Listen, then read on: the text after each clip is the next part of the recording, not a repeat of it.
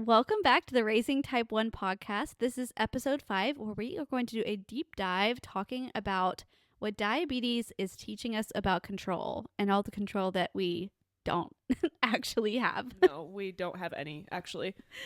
Before we jump into talking about this, Janelle, how has your week with diabetes been this week? I feel like this topic is super convenient for this week because we've just been going through it.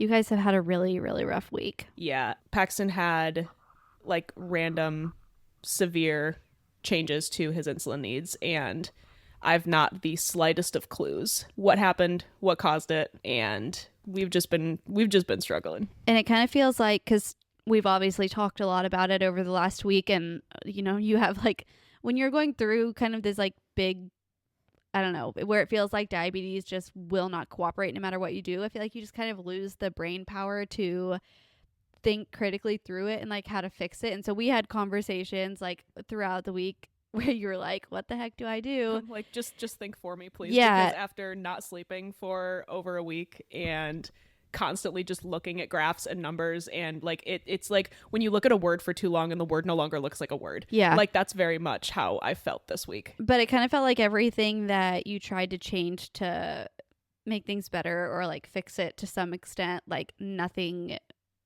has really helped, which has been so unfortunate. It just does the exact opposite. It's like you increase insulin and it's like, nope, that's too much. So, okay, cool. I'll back off of it. Actually, no, that's not enough. Now he's going to sit high for hours at a time. Yeah. It's been a rough week for you guys. I felt so bad for y'all. Every time I looked at Paxton's graph, just like I would wake up in the morning and check his graph, just hoping that you got to sleep the night before. And I'd be like, oh no, she was up. Afraid not, partner. She was up all night. She was there. So I do hate that for you, but I do feel like it's kind of a good segue into talking about exactly what we're talking about on today's podcast episode, which is desperately wanting control, but to some extent knowing that there's only so much you can control with type 1 diabetes. Welcome to Raising Type 1, a podcast for parents navigating life with type 1 diabetes. Honest conversations, shared experiences, and reminders that you don't have to do this alone. So today, while we're talking about control, just to make it clear, this is definitely not an episode about how we have mastered giving up control to type 1 diabetes, for sure. No, that is absolutely not something we've mastered, and probably something we will not master maybe ever in our life, honestly. Yeah, we're definitely not coming to you from the top of the mountain like we have this all figured out. We're hiking on the trail with you. Yeah, with you. We're right there with you, crying, laughing. What else really can you do with type 1 diabetes sometimes? If you don't laugh, you cry. I think the thing that is so challenging when you're parenting, with type 1 diabetes, it feels like control is necessary, right, to some extent, because this is absolutely necessary. Right, like this is your child that you're taking care of, and it's all in your hands to make sure that they are healthy, stable to some extent, like able to live a life. You need to control it in the way that they can still, live and function and like have a good childhood, but it can feel exhausting trying to balance, kind of on a tightrope, this like, yes, I need to have some control, but there's always this pushback from diabetes of you can only control it so much, and you never know which days you're going to be able to control it and which days you're not going to be able to control it. So it can be so exhausting knowing that you need to have some control, but also knowing that you can't have all of it. Yeah, and I think this also too goes hand in hand of struggling to find a good balance specifically for your family and what works when you're trying to balance good blood sugar control with also their childhood and, you know what I mean, the experiences you want them to have, all of that stuff. I think that kind of goes hand in hand with that too. Do you feel like you have like loosened your grip of like trying to grasp at control over time since he was diagnosed, or do you feel like you are like tightening it, like trying even harder? I definitely think I am tightening it. I was very naive in the beginning of diagnosis, as I think a lot of us are, you know what I mean? To some extent. There are obviously people that, jump right in, know everything that they need to know. Yeah. But I kind of took that slow route instead. not purposely, but when we were on Omnipod after he was diagnosed, I was obviously naive and I kind of wasn't as aggressive with management as I now looking back wish I would have been. And granted, it wasn't a detriment. Like, he's perfectly healthy. He has you know what I mean? He has great management right now. Yeah. But that is only because I have had to tighten control. I've had to try to, you know what I mean, rein things in and whatnot. And yes, we're still finding that balance of like childhood versus diabetes management and making sure that he has like the healthiest relationship with his diabetes as possible. But that has only come from more knowledge, more research, and more attempt at control over his blood sugars.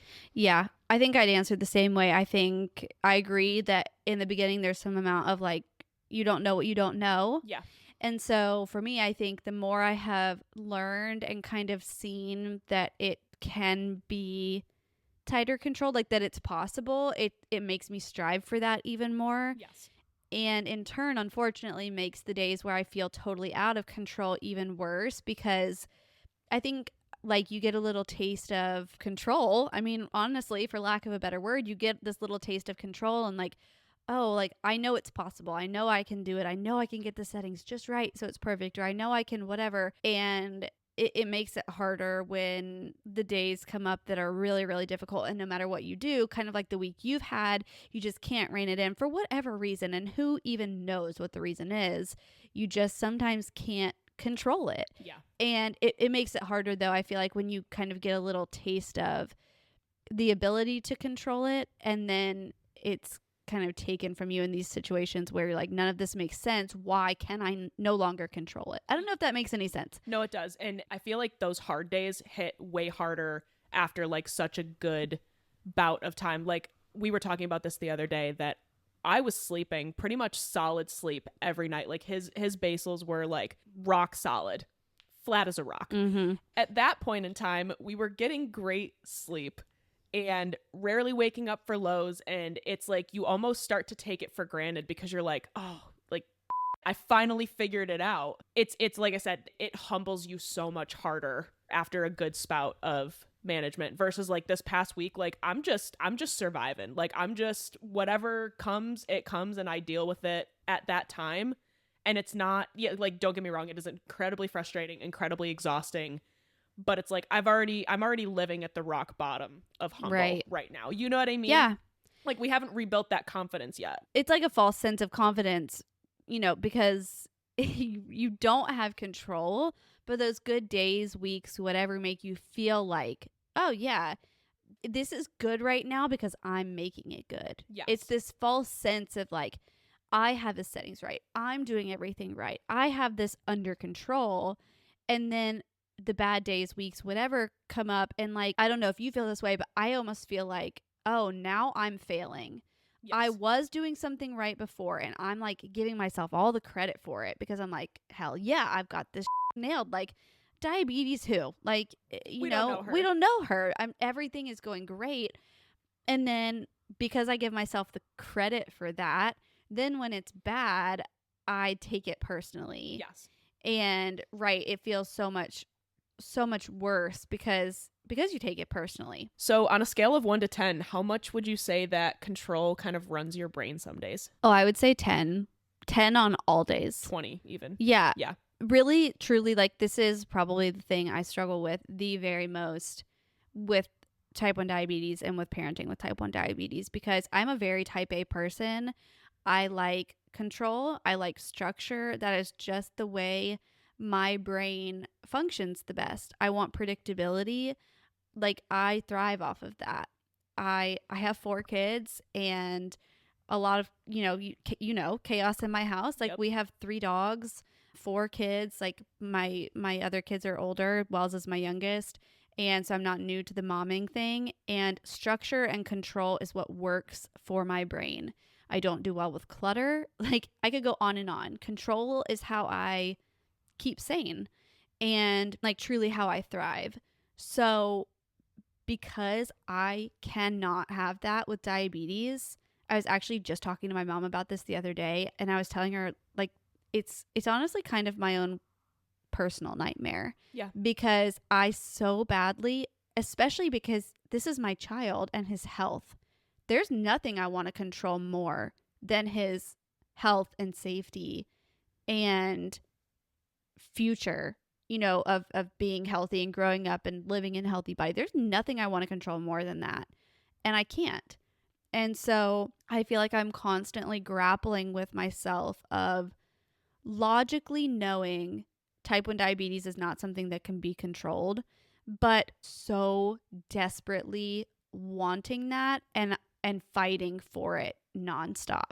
Yeah, and I don't know if you feel this way too, but I think because we think so similarly on the like diabetes aspect of control, and because we know that we truly can't control it as much as it sucks, that control leaches like into our other aspects of our life, like on steroids. Like we try to over control everything else in an effort to feel like we have some semblance of control. Yeah, 100%.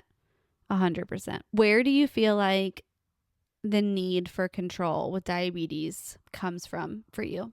I think part of it is my perfectionism. I'm like a chronic perfectionist. Yeah. And I'm very hard on myself. I hold myself to very high expectations that I don't really hold other people to. Yeah. And I think that too kind of goes along with the fact of like, I have taken on most of Paxton's blood sugar management, and that's because I have a hard time placing blame anywhere else other than myself. Yeah. So I'd much rather just take that on for me. Yeah. And be like, oh, well, it's my fault that this happened, versus giving myself the ability to like be mad at someone else for making the same mistake that I could have made. But it's like, it's normal for me to just kind of project that like hate onto myself versus someone else. Like, I don't want to do that to someone else. Yeah. I've also kind of like made it like my problem. Yeah. I don't think anybody else should have to deal with quote unquote my problem. I really struggle with that when Wells was in preschool because his teachers were, managing his care while he was there. And anytime something would go wrong, I would feel terrible because I'm making my problem their problem. Like, I didn't control his diabetes enough, sending him to school today or picking his snack for school or like telling them how to dose for this or whatever. And now I've made my problem their problem.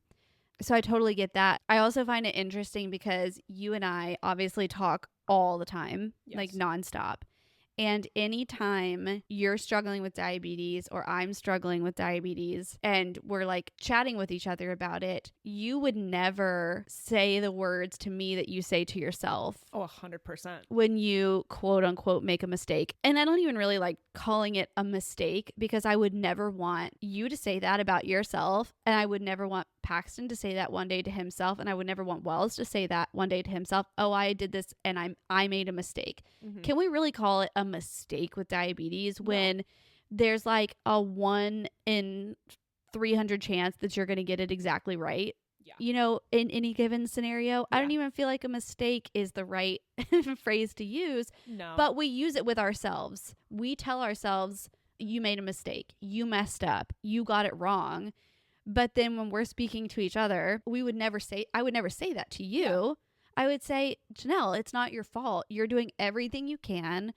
You're trying your best. You're always giving Paxton 100% of what you have available. You're making the best decisions you have with the information available to you. But it's so hard to say that to ourselves. Oh, yeah. No, you won't ever catch me saying that to myself. Right. It's constantly you failed. You failed to keep him in range after this meal, or you failed to nail a pizza bolus, or you failed to, you know what I mean? Like, it's constantly that narrative. And I wish it wasn't. I don't know how to turn that off. I don't know either because, it's hard when you're making dosing decisions, you're making low treatment decisions, you're making every single decision. And it's so fatiguing to kind of constantly feel like you're making those decisions quote unquote wrong. Yeah. When it just seems like nothing you're doing is working out right. And you're the one making those decisions. So I think our logical brain says, okay, well, I made that decision and it didn't work out. So it's my fault. Yeah. With anything else, you make a decision. And if that was the wrong decision, the consequence is that it was your fault, your own fault. Yeah. And you have yourself to blame. But it's not like that with this disease. So like to some extent, I think it makes sense that we blame ourselves because usually that's what one does when you make a decision and it's the wrong decision. Yeah. But this is a situation where like we don't stand a snowball's chance in a microwave Nah. at getting it right most of the time. Nah. So obviously we're both in pursuit of this magical thing called control that we will probably never get. But if it were possible to gain that control, what would that protect if you had that control? I think a lot. I think striving for control is in an effort to protect myself from my own self-hatred. Mm-hmm. Like I want to have control so I don't have to keep feeling this way Yeah. because I it's awful to constantly feel like you're dogging on yourself for getting it wrong. Yeah. And also the fear of getting it wrong for your child. Like it's the worst feeling in the world to feel like the one thing you're trying to protect the most, which is your own child, Yeah. that you can't like quote unquote get it right for them. So I think that's where my like desire for control comes from because I want to protect him first and foremost, but I also want to protect myself from feeling all the feelings that come up when I feel like I'm not doing a good enough job or I'm getting it wrong or whatever. If I could just control it all the time, then I wouldn't have to feel those things. Yeah. I get you. And it also reminded me of, I can't remember if we had this conversation or it was a conversation that I had with my husband, Tyler, but part of the reason why I feel that I've been struggling so bad with the past week and a half of terrible blood sugars and all of that is I feel like what I see as my poor decision making when it comes to not being able to keep up with these terrible blood sugars. Like, I'm not the one that has to feel those physical effects Yes. of those blood sugars. It's not me, it's him. And I feel incredibly guilty Yeah. for that. And there's no way for me to take that away other than to gain control. Right. Yeah, you can't. The only way to fix it is to get it right. Yeah. And whatever that means. Yeah. And how do you get it right when you don't know how to get it right? There's no easy this is how you do it because it changes it's a constantly moving target. Yeah. And who's to say, like, all of the changes that I've made over the past week and a half, who's to say that at a different moment that change would have worked for that singular day and then it would have changed again. Yeah. So it's like I hate the unknown. I hate obviously the lack of control, but like I hate the fact that sometimes nothing makes literally any sense. Yeah. And our brains want to try to figure it out because we want to feel like we have control over it. Yeah. Kind of grasping at straws, trying to figure it out when there's really maybe not anything to figure out. I also feel like part of the reason why control feels necessary to my brain is because it feels like it would save my self-work. Yeah. Like I think about kind of the stresses of like being responsible for doing all of the insulin dosing, seeing the numbers on a Dexcom graph 24/7 and like every spike and every drop and whatever, being the knowledge keeper of like the long-term risks of type 1 diabetes and not having quote unquote good control. I'm going to say quote unquote so many times in this episode, but it's true because I very much acknowledge that like control is hypothetical when you're talking about type 1 diabetes. Yeah. And then like we're the ones that are trained to prevent emergencies or to like respond to a hypothetical emergency if that were to happen. We have devices that are beeping and alerting us constantly. And all of those things are work for us, whether it be physical work or mental work or emotional work to kind of like carry all that. And so it feels like having quote unquote control kind of eliminates some of the weight of all of that in a way. Like if I can just control the numbers, some of these things and some of these, fears and responsibilities fade a little bit. Yeah. And so it kind of feels like chasing it for that purpose too. Like it's less work for me in the long run if I can get it right. It's less alarms, it's less stress, it's less worry about, how low is he going to go or whatever. If I can get it right, then those things kind of fade into the background because I'm getting it right. Yeah. But the question is for how long? Because it will never last forever. Right. Yeah. Exactly. Because again, constantly moving target. Yes. I think too, sometimes it's hard as a naturally anxious person, I would say. Mm-hmm. It's hard for me to know if I'm trying to control Pax's blood sugar or if I'm actually just trying to control my anxiety. I totally feel that. And honestly, if I'm being really honest with myself, and I think it kind of goes back to what I was just saying, I think in my head, if I can control his blood sugar, control diabetes, I'll be less anxious because things are under control. But then to be honest with you, I feel sometimes more anxious when Wells' blood sugar is good because I kind of, in a sense, feel like I'm just waiting for the other shoe to drop. When his blood sugar is crap, it's crap. I don't need to look at every Dexcom update. I don't need to know, like, whatever. It's bad. We're having a bad day. I don't care if it gets worse. It's already bad. You know what I mean? I know exactly what you were saying. That's how I felt this week. Yeah. Yeah. But when it's, and so I almost let go in a sense a little bit when it's already trash. Yeah. Because what am I trying to control if it's already trash? When his blood sugar is really good, I want it to stay that way so badly that I almost get more anxious over it because I don't want it to not be good anymore. Yeah, I do that. I hyperfixate when we have like a really good graph. And I'm like, oh, like if I just like I'm checking like every update. Yep. I'm trying to do everything I can to make sure that, oh, if I can just catch that first little part of like if a spike happens or if a drop happens and I can catch it and we'll be good and I can keep that line, and that's so far from the truth. Yeah. But it's interesting though that sometimes I tend to be less anxious when his graphs aren't ideal, when they're not this like straight perfect wonderful graph, because it's kind of a reminder that I don't have control, and so there's no need to chase it because it's that reminder of like, hey, diabetes is going to do what it wants to do. You're not in control. Yeah, I think a really good example of this too is like something as simple as like, okay, cool, we have a high blood sugar. What do you do for a high blood sugar? You give insulin. But what can you do in the meantime while you wait for that insulin to kick in? It's like I'm not checking every update. I'll check back in like an hour when I expect the insulin to start, you know what I mean, showing some signs of life. Yeah. But other than that, it's like that's probably as detached as I get from diabetes, is the hour break between my correction bolus that I give and when it potentially does or does not work. Yeah, I totally agree. I wish I could live in that kind of that medium space constantly. And one of the things I was going to ask you is, do you feel like technology has made the like strive for control better or worse for you? And I'll let you answer too, but I feel like it's made it worse for me.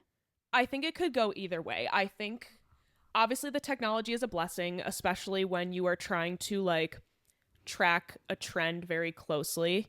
If you're trying to, let's say, like nail a bolus for a certain type of food and you've been trying and trying and trying, and like that data is super helpful to be able to look back at. And I remember I saw Arnie make a statement about this. Yes, type 1 diabetic. Yes, we love him. Big Arnie fans over here.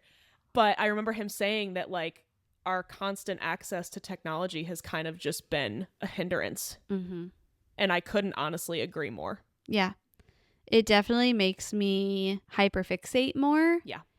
And instead of like, because it's in front of my face constantly, I have access, like you were saying, to it constantly. Yeah. And so I love a straight line on a Dexcom graph.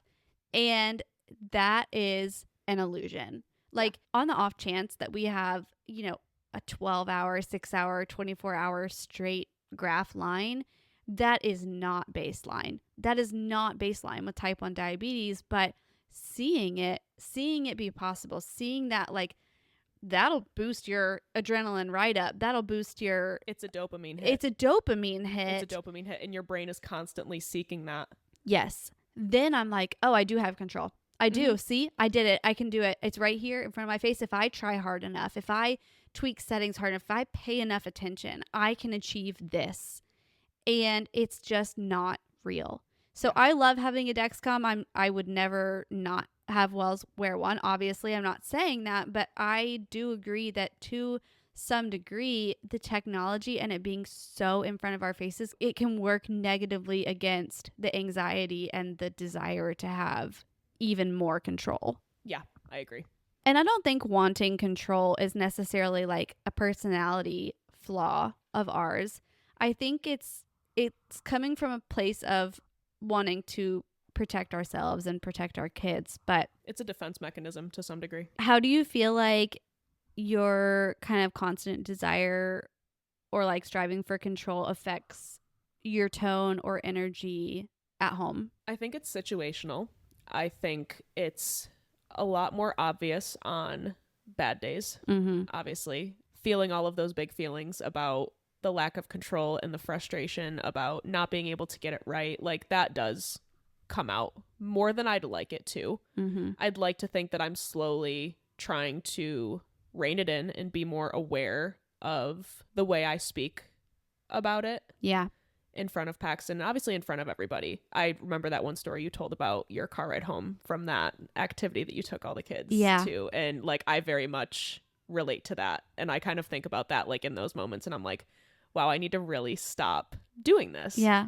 Because I do notice that, I mean, obviously Tyler notices. That's partly his job to kind of like help check me in that situation, be like, hey, you know, like let's rein it back. Like if you need to vent, like let's go in the other room, you can vent, whatever you need to do, but just don't do it around the kids. So I also think it's kind of heartbreaking to some degree because I know that Paxton notices. And I never want him to feel like he is a burden or diabetes is a burden. And it's just hard to also kind of explain that to a 7-year-old in a way that a 7-year-old would understand. And it's like, I'm not mad at you. I am mad at diabetes, but obviously being mad at diabetes isn't going to fix anything. So it's just like, how do I express these frustrations in a healthy way that he's going to understand? There will be times when I'll make a comment and I'll try my best not to have a tone, but he knows that I'm frustrated, whether he's high or whether he's low, and he'll make a comment and he'll like try to cheer me up and he'll try to be like, you're the best diabetes mommy ever. And it just like, my God. it breaks my heart that he feels the need to do that. Right. Because I never want him to feel like he has to apologize. Like he's apologized to me before when I've had to like get up and change his Dexcom in the middle of the night. He's like, I'm so sorry that you had to do that. Oh my God. And it's like, baby, that's not your fault. That's not anybody's fault. Yes, it sucks, but I do it because number one, I need to, and number two, because like I want to keep you safe. I want to make sure, you know what I mean? Yeah. And so it's just like, how do you even cope with that to some degree? I know. It's so hard. It like makes me tear up even just like having this conversation, because I so badly don't want my inner thoughts on diabetes to be his inner thoughts one day. And it is so freaking hard to like balance like dealing with our own mental health through diabetes and how hard it is. And I find a lot of the times that I'm saying out loud things like, oh God, I up, or you know, I really messed up, or I didn't give enough insulin, whatever, like when I'm kind of like out loud venting, because I want somebody to just be like, it's not your fault. Like, it's not your fault. Like, I want somebody to tell me that and remind me that. And so it's really hard to balance like my own mental health in dealing with type 1 diabetes and feeling like I need support and help kind of navigating this, while also desperately wanting to set Wells up for success to not feel the way I feel about it. Yeah. And I want so badly for him to become an adult that has a very healthy relationship with type 1 diabetes. I don't want to make it a big deal. Yeah. I don't want to make it his personality. I don't want him to ever feel like he is type 1 diabetes. Yeah. I want him to know he can live a happy, healthy, normal life, and that I don't want him to ever feel like this is a burden or it's holding him back. But it's so hard. And how do I set him up for success in that way when I feel the way I feel about it? And having to balance both things at once of, I don't want him to feel like his disease is a burden on me, because I don't want him to feel that way, that it's a burden on him ever. Yeah. But at the same time, feeling like it's a burden to me. It's so hard and such a difficult thing to balance. And obviously something I feel like I'm constantly working on, kind of checking my own self constantly of how am I talking about this, especially in front of him. Yeah. Have you ever seen Wells's face change when you reacted to like a finger poke, let's say? There is one instance that I would say I'm unsure about. There was a time not long after he was diagnosed that, like, I think he was still on the Omnipod at this point. Like, it was still all kind of new. And I don't know that he had ever had, I think this was the lowest he had ever been.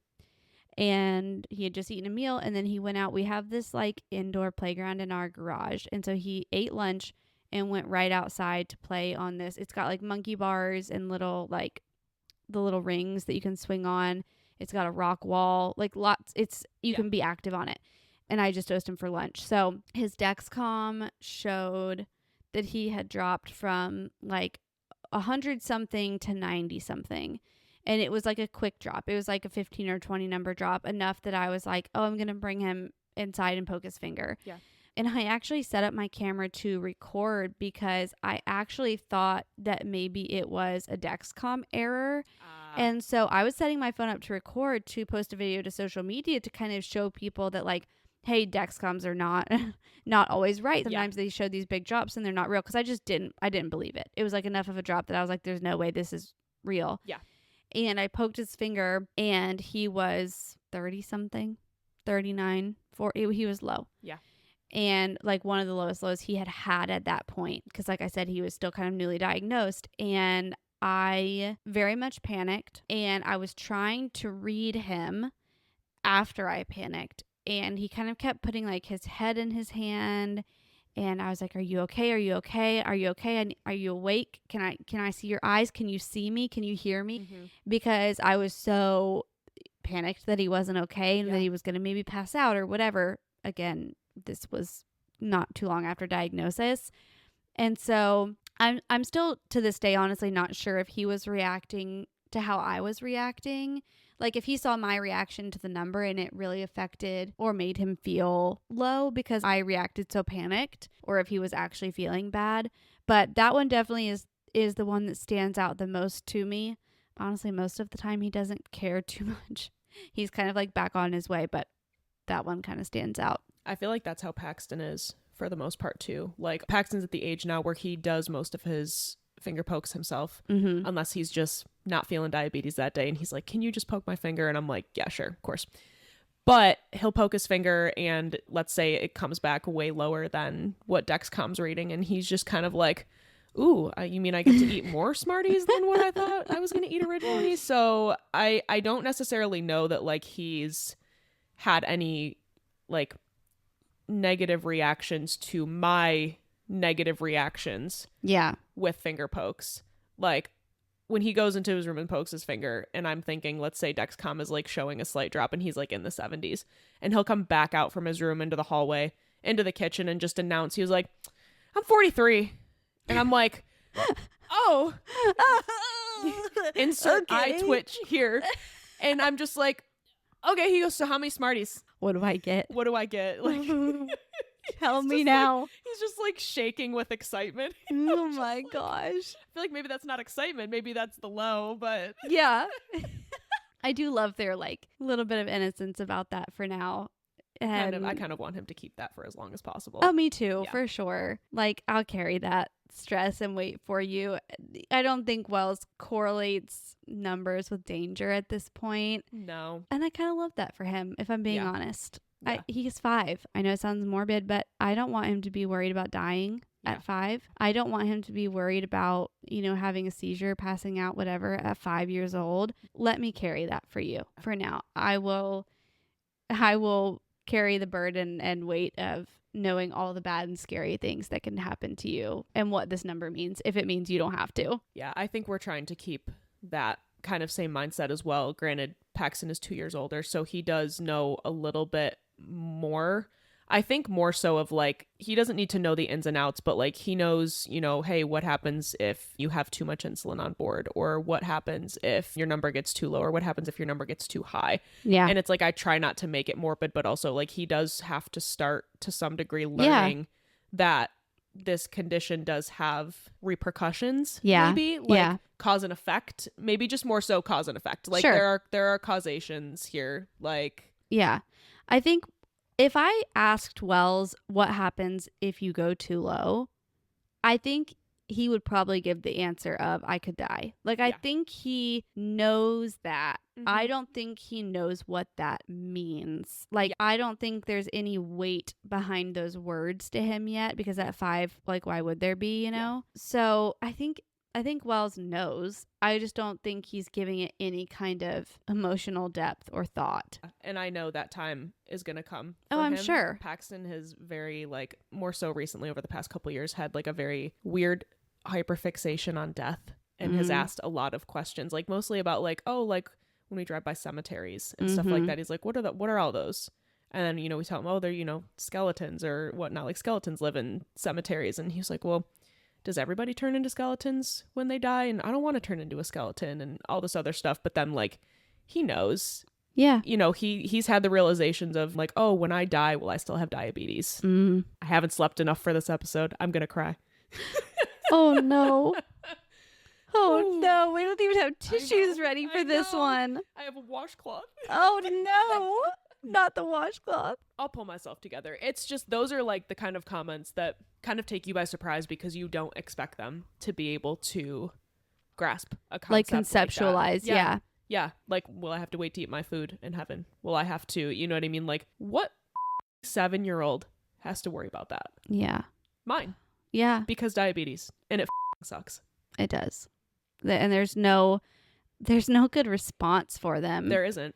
I've had the thought before of like, obviously Wells will have diabetes until the day he dies, like until his last meal on earth. He will dose insulin for it. Like no ifs, ands, or buts.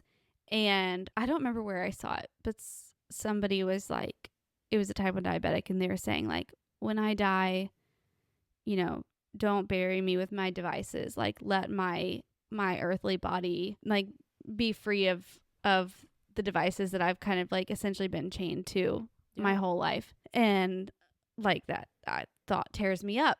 Like his body will never be free from a Dexcom, a CGM, or whatever. Not unless he at least remembers. No, unless they have a cure in his lifetime, which I hope for. But still, like it's a sad thought. Yeah, I agree. We really went off on a tangent there, didn't we? So what do you feel like the difference is between reacting and responding? Like to say a number on a finger poke, a Dexcom reading, a graph overall, like whatever. I think it's more so based on just like how much emotion is visible in the moment, I think is an easy way to describe it. Like reacting obviously is a very highly emotional situation versus responding like, hey, yeah, I can feel that fear or whatever, if it's like hey, he's poking really low or whatnot. But like if I can try to focus that moment around, hey, this is what's happening, instead of, oh my God, you're way lower than I thought you were, like, you know, and freaking out over it. I think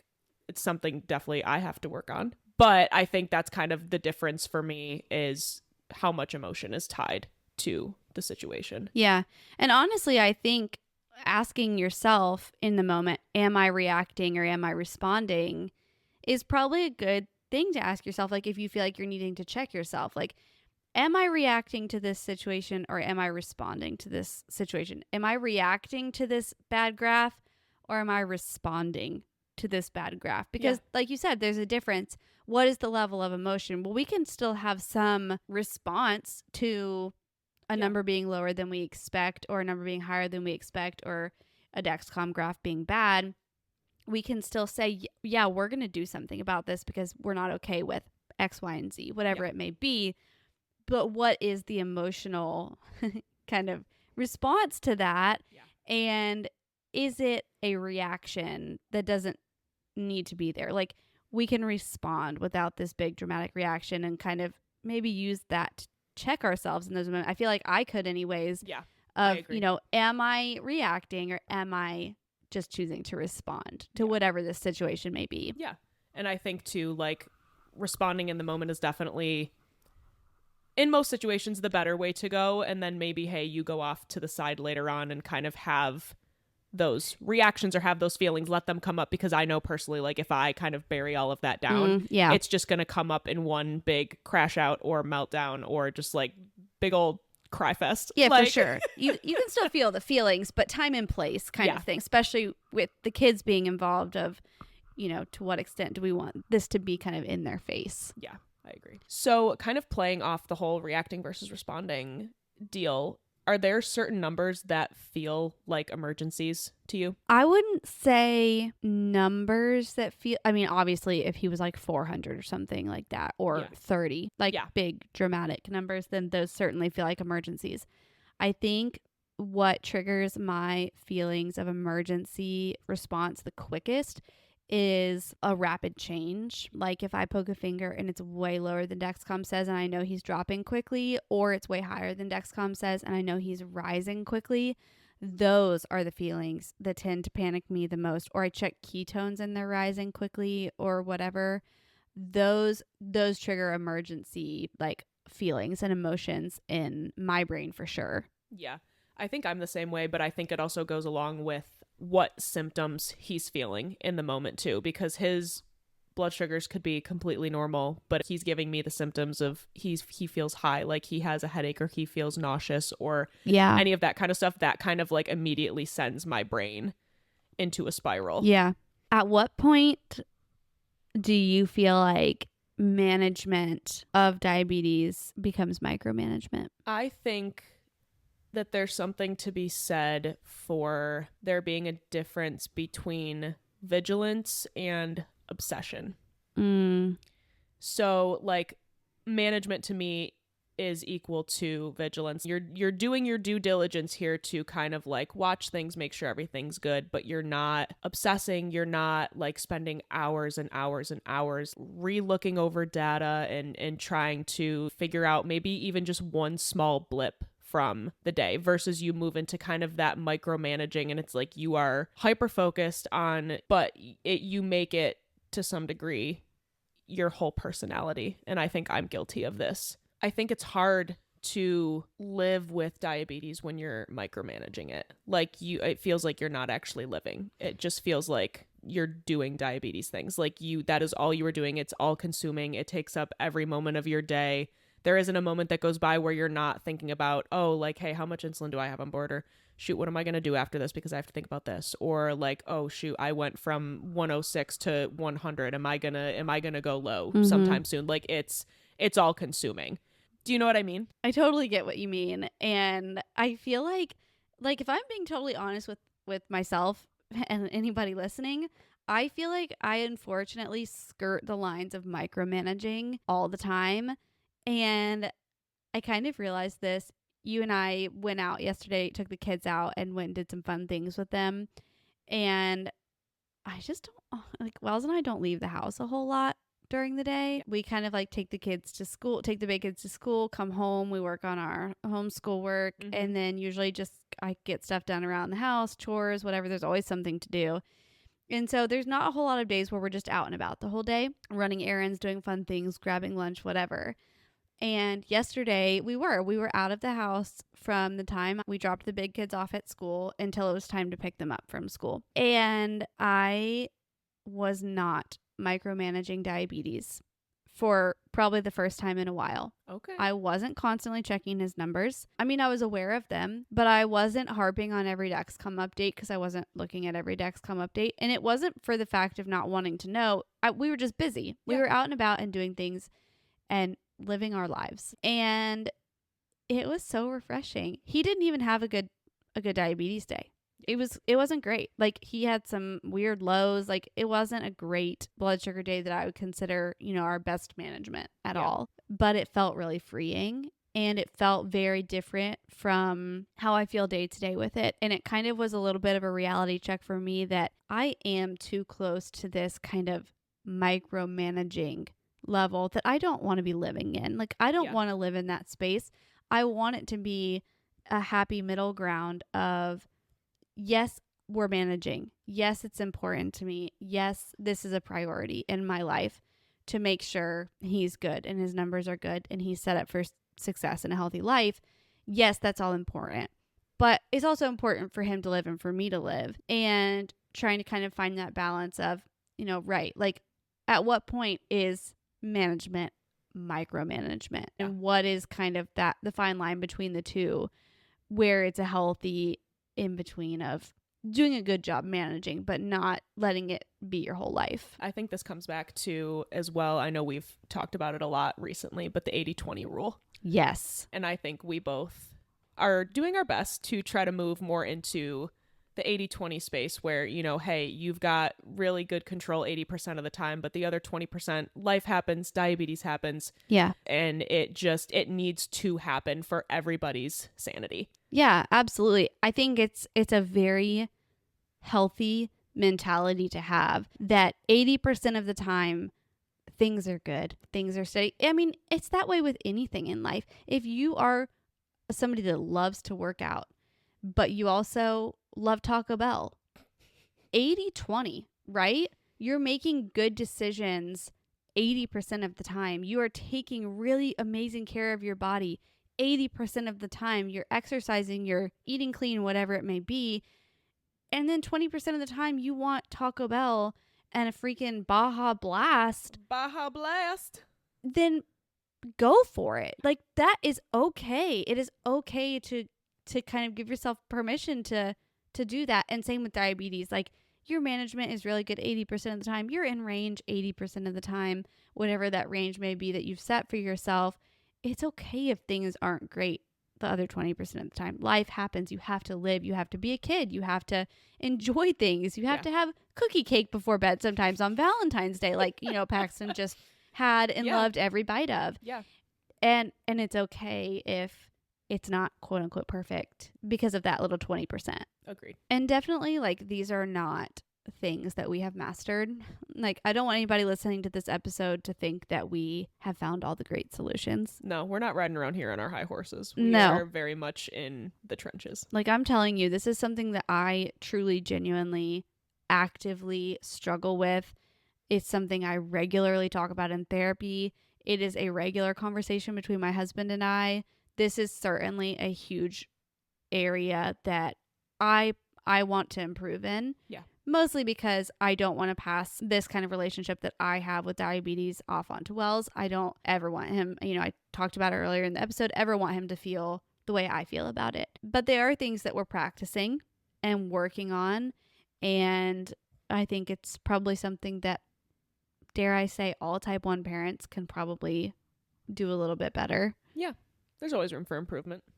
And I think it's something that's probably a mutual struggle for all of us. Yeah. I would be shocked, honestly, to hear from probably more than a few people that it's not something that they struggle with. Yeah. All right. So before we close this episode up, let's each make a goal that we can hold each other accountable to, something that we're going to work on for the next month that relates to control or our mindset or kind of that area of T1D. Oh, I think mine would probably be trying to have more of that, like, kind of neutral viewpoint on numbers, rough days, things not going as expected, etc. Because, like I was saying, when we had our little, like, outing day yesterday, I very much felt neutral about things. And it was just such a freeing feeling. And I want Wells to have that. Like, I want Wells to feel neutral about his diabetes. I want a low to just be a low and a high to just be a high and a bad day to just be a bad day and a good day to just be a good day. I want him to carry that. And so I think if I can work on that myself and he gets that kind of like role model to him in his life, maybe he'll be able to carry that with him through his life living with type 1 diabetes. I think that is my goal for the week, and my kind of like long-term goal is to shift the way I'm thinking about things and to make it a more neutral thought. Yeah, I like that. Very matter of fact, very like just take it as it comes and deal with it, and then kind of like bless and release almost, and don't let it kind of accumulate. Exactly. Yeah, I love that. What would yours be? I'm going to try to lean more into the 80-20 mindset. And I think also too, just like that kind of involves forcing myself to be more grateful for the good days, so that way the bad days don't feel as heavy. Like I feel like right now my mindset is like, oh, I hyperfixate too much on the bad days and it outweighs all of the other good days that we have. At the end of the day, maybe control isn't something we conquer, especially not with type 1 diabetes. There's no finish line where it's finally handled, managed, mastered. There's just numbers that change, nights that surprise us, and days that don't go according to plan. Maybe control isn't about getting it perfect. Maybe it's about showing up again tomorrow and doing the best we can with what we're given.